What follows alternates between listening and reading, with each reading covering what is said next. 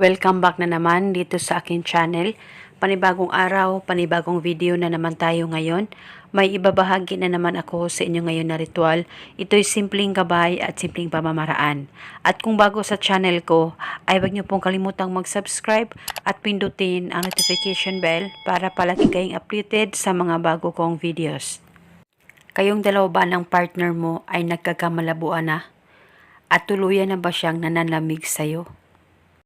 Gusto mo ba na manumbalik ang nararamdaman niya sa'yo at maging okay at maayos kayong dalawa? At paniguradong ikaw ay hindi niya magagawang iwan kailanman? Kung gusto mo na maging ganito ang partner mo sa'yo, pues gawin mo itong ritual na ibabahagi ko sa inyo ngayon. Ito'y napakasimple at napaka-epektibong ritual, basta palagi lamang buo ang loob at tiwala niyo. At palagi kong pinapaalala sa inyo na dapat hindi kayo nagdududa o nagdadalawang isip na gawin ito. Una, ang gagawin mo lamang, kumuha ka ng buti. Kahit anong buti, plastic o babasagin ay pwedeng gamitin. At lagyan mo lamang ito ng kahit isang kutsarang asukal, white o brown sugar ay pwedeng gamitin.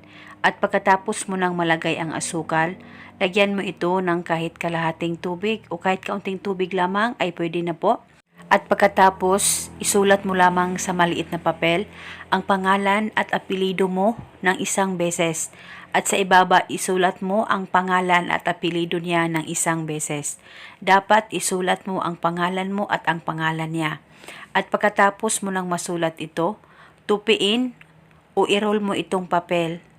At pagkatapos, ilagay o isilid ito sa bote na inihanda mo.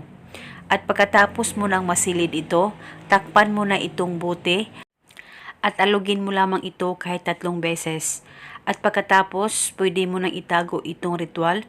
Wala na po kayong kailangan pang banggitin na spell. Basta gawin mo lamang itong ritual na tama ang pagkagawa mo. At paniguradong ikaw ay hindi niya makagawang iwan kailanman.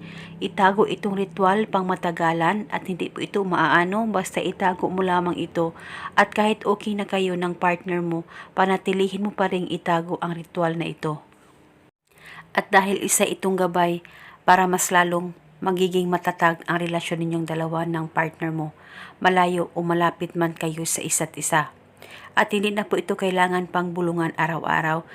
Basta itago mo lamang ito sa safe na wala talagang makakaalam at makakakita nito.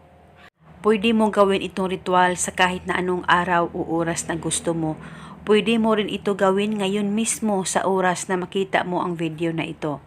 At ito muna sa ngayon, maraming salamat po sa panonood. May God bless us all.